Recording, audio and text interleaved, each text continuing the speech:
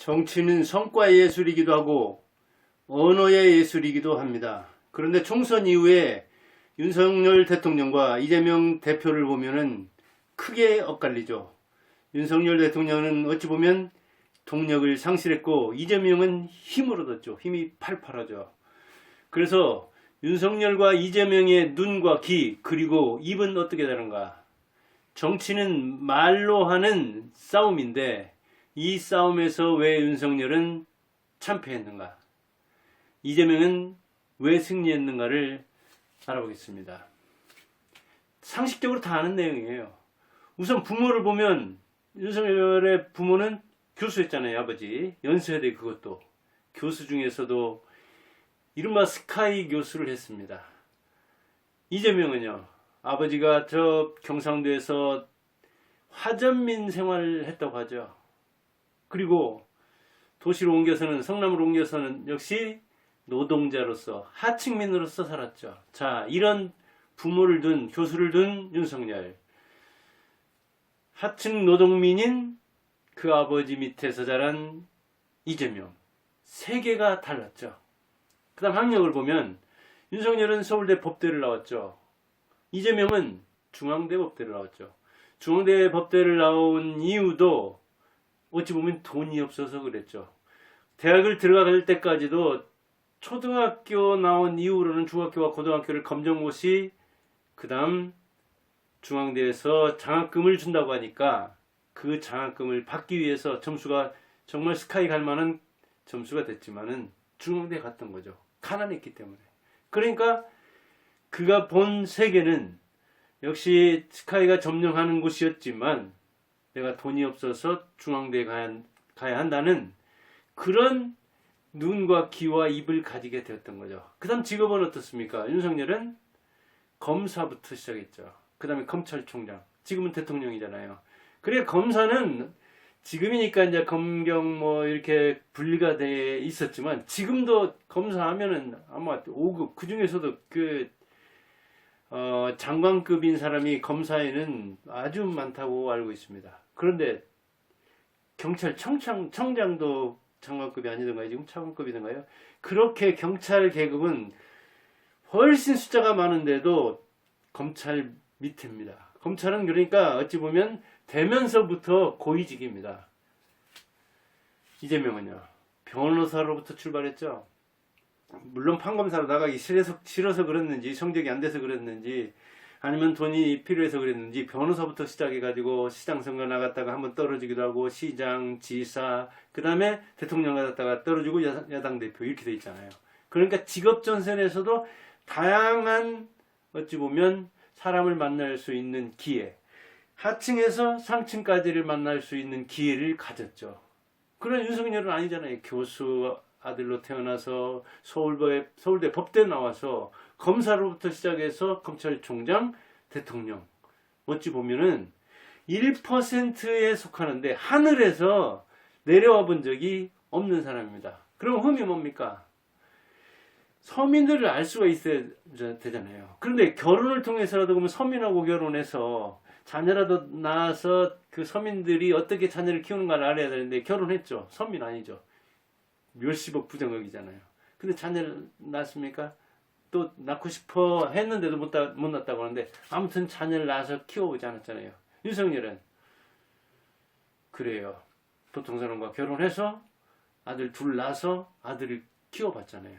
그러니까 3대가 아버지는 하층민, 자기는 뭐 최상층, 그 다음에 자기 아들, 이렇게 3대가 다양한 계층에서 살아왔죠. 다양한 환경에서 살아왔죠. 그런데 윤석열은 하늘에서만 살았잖아요. 이재명은 하늘과 땅을 왔다 갔다 한 셈이죠. 즉 1% 엘리트 속에서 산 게 윤석열이라면 90% 계층을 경험한 사람이 이재명이죠. 그러니까 우리는 인간 하나하나가 세계잖아요. 이렇게 1% 삶을 엘리트 속에서만 산 윤석열이 다른 사람의 말을 알아듣지 못하는 거예요. 이를테면 보통 사람의. 그 사람들을 봐도 자기 인생으로 견주어서 보기 때문에 보이지가 않는 거예요. 그러면 자신을 못 바꾸면은 이질적인 사람이라도 만나든가 아니면 이질적인 참모라도 두어서 자기가 볼 수 없는 거, 들을 수 없는 걸 들어야 되는데 그런 노력도 별로 안 했죠. 자기가 비슷한 사람 뽑았잖아요. 이번에 뭐 총선 이끈 사람만 해도 한동훈. 그 대표 되려고 하는 사람, 다른 사람들 딱딱딱 막아내고 그 사람들도 역시 뭐 서울대 출신으로서 비슷한 처지지만 자기하고 정말 비슷한 길을 걸어온 한동훈을 내세웠잖아요. 그래서 어찌 보면 자기도 손해보고 한동훈도 손해본 측면이 있는 거잖아요. 그래서 대파 사건이 일어나고 또 부자 감세라는 비판을 받고 실제 그런 측면이 있잖아요. 부동산 같은 것도 보면 자기는 가난하게 살아본 적이 없기 때문에 부자들의 애로만 들어준 거예요. 그거는 1%를 겨냥한 거죠. 그리고 지원하는 거는 서민들에 대해서 아니면 그 국민들을 모두 지원하는 것은 말 같은 것이다. 어찌 보면 검사답게 검찰총장 출신답게 그들의 범죄시하는 거죠. 근데 그 지원을 25만 원이 껌값에 해당될 사람이 있고 이재용 같은 사람이 25만 원 무슨 의미가 있겠습니까? 주식 투자하는 사람도 매달 투자하면 하루에도 몇 천만 원씩 왔다 갔다 하고 그러는데 그 사람들이 수익을 낸다면은 그 슈퍼 개미한테 25만 원은 의미가 없지만 시장에서 아니면 자영업하는 사람들 아니면 신용불량자가 돼가지고 지금은 뭐라는 거예요? 이게 금융거래 하기 힘든 사람들 그 사람들에게 25만 원이라는 것은 정말 일주일을 살 수 있는 일용한 양식이 되기도 하고 일주의 양식이 될 수도 있는 거거든요. 그런데 부동산들을 그렇게 사서 부자가 되는 사람들은 감세를 해주면서 또 부동산은 사실은 이게 출산율 저하고 밀접한데 교육도 그렇지만 그것이 더 떨어져야 한다고 하는 사람들도 많은데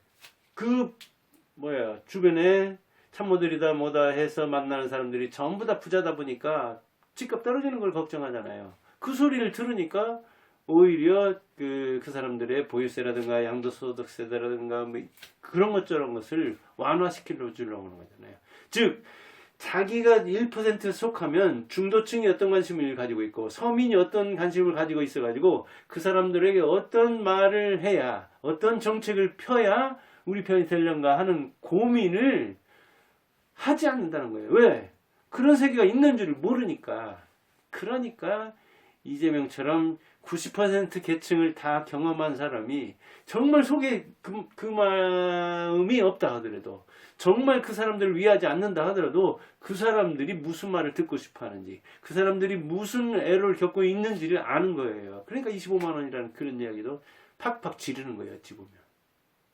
사실은 그걸 감정을 자극할 때는 논리적으로 설명해서 설득한다는 게 쉬운 문제가 아니거든요. 그런데 윤석열은 그걸 오히려 착각해가지고 그렇게 되는 건 말 같고 그렇게 되는 건 이렇게 범죄니까 난 안 한다는 그런 얘기잖아요. 그렇게 하면은 어떤 나라의 문제가 있고 그 다음에 후대에 어떤 문제가 있고 또 그렇게 보편적 복지를 할 수 없는 어떤 재정 형편이 된다든가 그런 것이 가져올 폐해가 어쩌다든가 그런 걸 이해한다 하더라도 부자들도 돈 준다면 내가 낸 세금 중에서 내가 받는 거니까 고마워하지 않으면서도 조언을 하죠. 25만 원이라 2만 5천 원이라도 귀할 때는 얼마나 귀합니까? 그런데 그런 데 대한 어떤 감각이 약한 거예요. 그러니까 그런 걸 노리는 사람에 대해서 감정을 이렇게 역작용이 일어나게 자극을 해서 부작용을 일으키는 측면이 있는 거죠. 이렇게 눈과 귀와 입이 다르니까 그런 거예요. 정치는 성과를 보여주는 거, 말로 하는 게 아니라 성과로 말하는 거지만 사실은 언어로 하는 예술이잖아요. 말장난이에요. 사실은 정치는 어찌 보면. 그런데 그 말을 계속 실천하는 것과 어긋나게 하면 이제 신뢰를 잃죠. 그런 차원에서 흠이 그렇게 많고 한동훈이 2조 심판해서 이재명과 조국은 심판받아야 할 사람이라 그렇게 얘기했지만 그렇게 도덕적으로 문제가 많고 사실은 사법적으로 문제가 많은 사람인데도 그쪽 편을 많이 들었다는 것은 윤석열이 얼마나 서민은커녕 중도의 마음도 끌어올 줄 모르는가 하는 것을 이야기한 거예요. 그런 차원에서 사실은 이질적인 사람을 그리고 정말 서민에서부터 이렇게 시작해서 정주영처럼 이재명 같은 인생 역정을 거친 사람을 옆에 두고 그 사람에게 이런 말을 하려고 하는데, 이런 정책 펴려고 하는데, 내가 이렇게 그 뭐랄까요, 사람을 만날 때 누구를 만나서, 사람을 쓸 때 누구를 써서 내가 더 플러스 되는 쪽으로 도움을 받을 수 있을 것인가를 알아야 되는데, 그런 사람이 없는 거예요. 자기가 비슷한 사람만 쓰니까 10,000명이 있으면 뭐하고 100,000명 있으면 뭐합니까? 비슷한 이야기만 듣는 거예요. 그리고 또 자기가 굉장히 그 뭐랄까 고압적인 자세를 가지고 권위적인 자세를 가지고 있으니까 누가 밑에 있어도 이야기를 않는 거예요. 무서워서 않는 거예요. 들어봤자 사람이 바뀔 사람이 아니니까, 듣지도 않을 사람이니까 이야기를 않는 거예요. 그래서 자기 수정의 기회를 놓친 거죠. 자기 교정을 안 하면 손해를 보는 거죠. 그런데 이제 와서 그게 바뀌겠습니까? 인생 60년 동안 1% 그 엘리트 속에만 속했는데, 그 사상을, 언어라는 것은 사고 체계고 가치 체계고 그리고 지시적 체계고, 뭔가 이렇게 알아듣는, 내가 뭔가를 그 인지하는 그런 다양한 체계. 그래서 언어라는 것은 사고의 집이라고 하잖아요. 생각을 하게 만드는 거예요. 또 생각을 한 걸 말하는 거예요. 그래도 불확실한 거예요. 그런데 그렇게 불확실한 말을, 그런 세계가 있는 줄도 모르는 사람이 이야기하니까 다가오지 않는 거예요. 그런데 이재명은 진짜 내가 누구 좋아한다고 하니까 진짜 좋아하는 줄 알았다, 존경한다니까 진짜 존경한다는 뭐 이런 줄 안다는, 그렇게 빈말로 하는데도 그 세계를 아니까 이야기를 할 때 그게 먹히는 거예요. 아니면 인생 역정이 가난한 사람이 훨씬 많잖아요. 이재명 같은 성공 뭐랄까 스토리를 쓰려고 하는 사람이 훨씬 많다고요. 그러니까 그 부합되는 것이 있어가지고 흠이 그렇게 많은데도 윤석열로 안 가고 이재명으로 가는 사람이 많은 거예요. 그걸 윤석열이 알아야, 어찌 보면 대통령 임기 아직도 3년이나 남았는데 그때 헤매지 않을 텐데, 예, 여소야대 되고 또 사람이 60년 인생이 바뀌기 어렵다는 차원에서 참 또 대한민국 3년이 길어질지 어쩔지 모르겠습니다. 아무튼 바뀌려고 노력하는 것 같기는 한데, 노력하고 조금 바뀔 듯 하다가 또 원위치 될 것인지, 아니면 그런 노력마저도 지금 뭐 그냥 처음 조금 보여주고 바로 안 할 것인지 지켜볼 일입니다. 감사합니다.